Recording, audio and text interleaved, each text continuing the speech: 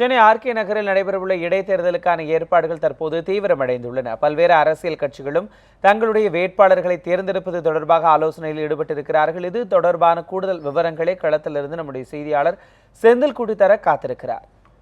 செந்தில்குடி, தற்போது ஆர்கே நகரனுடைய அந்த தேர்தல் பிரச்சார களம் ரொம்பவே பரபரப்பை எட்டியிருக்கிறது அப்படின்னு சொல்லலாம். தற்போதைக்கு அங்கு ஆர்கே நகரில் போட்டியிடுவதற்கான இந்த வேட்பாளர்களுடைய தேர்வை கட்சிகள் எல்லாம் எந்த அளவிற்கு மிக தீவிரமாக தேர்வு செய்யக்கூடிய வகையில் ஈடுபட்டிருக்காங்க, அதை பற்றின விவரங்களை பகிர்ந்துக்கோங்க. அதாவது முன்னாள் முதல்வர் ஜெயலலிதா அவர்கள் மறைந்ததை அடுத்து அவருடைய போட்டியிட்டு வெற்றி பெற்ற தொகுதியான ஆர்கே நகர் தொகுதியானது காலியான தொகுதியாக அறிவிக்கப்பட்டிருந்தது. இதையடுத்து தேர்தல் ஆணையமானது கடந்த 9ஆம் தேதி ஆர்கே நகர் தொகுதிக்கு தேர்தல் நடத்துவதற்காக ஒரு தேதியை அறிவித்தார்கள். அதன்படி ஏப்ரல் 12ஆம் தேதி இந்த தேர்தல் நடத்தப்படும் என்றும் 15ஆம் தேதி வாக்கு எண்ணிக்கை நடைபெறும் என்றும் தெரிவிக்கப்பட்டிருந்தது.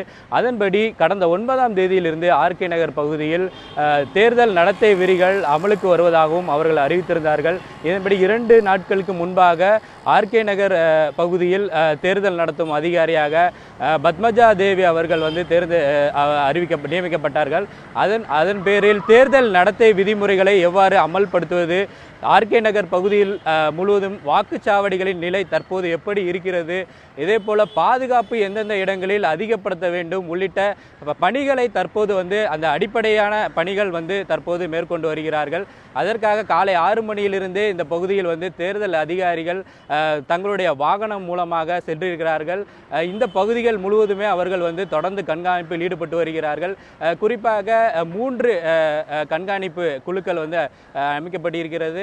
அதாவது வீடியோ மூலமாக பதிவு செய்யக்கூடிய கண்காணிப்பு குழுக்களும் இதில் இருக்கிறார்கள்.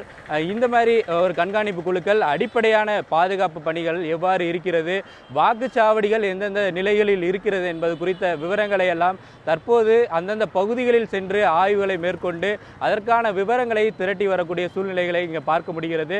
அதே போல நாளை, அதாவது வரக்கூடிய 16ஆம் தேதியிலிருந்து வேட்பு மனுக்கள் பெறப்படும் என்பதனால் அதற்கு முந்தைய கட்டமாக கட்சிகளின் பட்டியல்களை தயார் செய்வது உள்ளிட்ட விவரங்களை அவர்கள் சேகரித்து வருகிறார்கள். வேட்பு மனுக்களை பெறும் பொழுது எவ்வாறு செயல்பட வேண்டும் என்பதற்கான அதிகாரிகள் தங்களுடைய தரப்பை பலப்படுத்துவதற்கான அந்த பணிகளை தற்போது மேற்கொண்டு வருகிறார்கள்.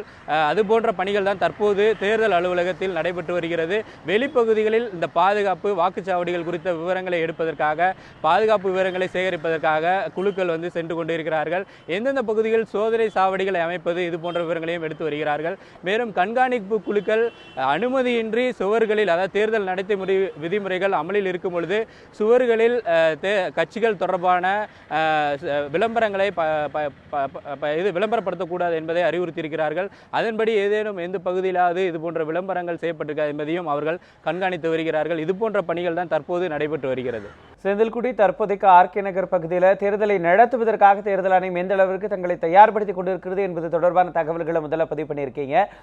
தற்போதைய அரசியல் சூழலில் தங்களுடைய அந்த பலத்தை நிரூபிக்க ஆளும் கட்சியினரில் இருக்கக்கூடிய அந்த பலரும் பல பிரிவுகளாக இருக்கக்கூடியவர்களும் தங்களுடைய அந்த ஆதிக்கத்தை நிலைநாட்ட வேண்டும் அப்படிங்கிற ஒரு காரணத்திற்காக அங்கே போட்டியிடுவதற்காக காத்துக் கொண்டிருக்கிறார்கள். அதே சமயம் எதிர்க்கட்சி தங்களுடைய பலத்தை காண்பிப்பதற்காக இருக்கிறார்கள். தற்போதைய அரசியல் சூழலில் மிகவும் பரபரப்பாக ஒரு எதிர்பார்ப்பை ஏற்படுத்தியிருக்கக்கூடிய இந்த ஆர்கே நகர் சட்டமன்ற தொகுதியை இந்த போட்டியை எதிர்கொள்வதற்கு, இந்த தேர்தலை எதிர்கொள்வதற்கு அரசியல் கட்சிகள் எப்படி தங்களை தயார்படுத்திக் கொண்டிருக்கிறாங்க?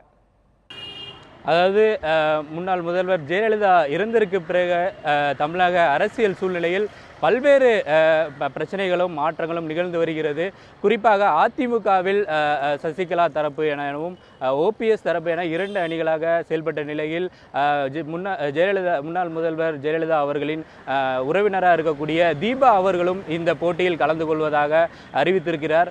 அதே போல அவர் ஆர்கே நகர் தொகுதியில் போட்டியிடுவதற்கான ஒரு அறிவிப்பையும் விரைவில் வெளியிட இருக்கிறார். அதே போல இன்று ஓபிஎஸ் அவர்கள் ஒரு பத்திரிகையாளர் சந்திப்பை நடத்தி இந்த ஆர்கே நகர் தொகுதியில் போட்டியிடுவது யார் என்பது குறித்த விவரங்களை இன்று வெளியிடப்பதாக தகவல்கள் தெரிய வருகிறது.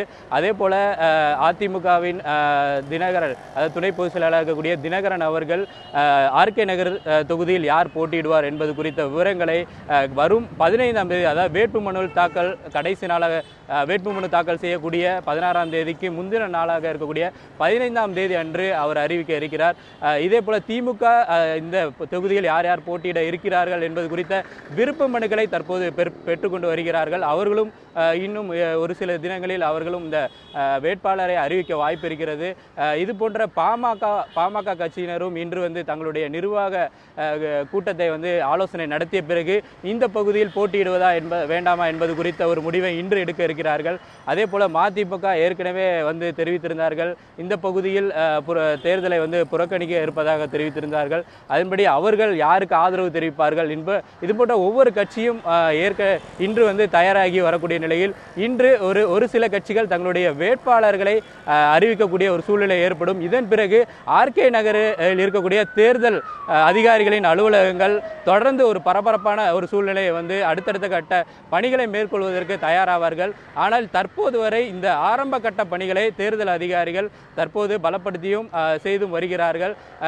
நாளை இந்த வேட்பாளர்களை இன்று அறிவிக்கும் பட்சத்தில் நாளை இந்த ஆர்கே நகர் தொகுதியின் தேர்தல் அலுவலகமானது பரபரப்பான ஒரு சூழ்நிலை ஏற்படக்கூடிய வாய்ப்பு இருக்கிறது. கண்டிப்பாக செந்தில்குட்டி, ஆர்கே நகர் தொகுதிக்கு நடைபெற இருக்கக்கூடிய இந்த இடைத்தேர்தல் தொடர்பான தற்போதைய கள நிலவரங்களை களத்திலிருந்து பதிவு பண்ணியிருக்கீங்க. உங்களுடைய தகவல்களுக்கு நன்றி செந்தில்குட்டி.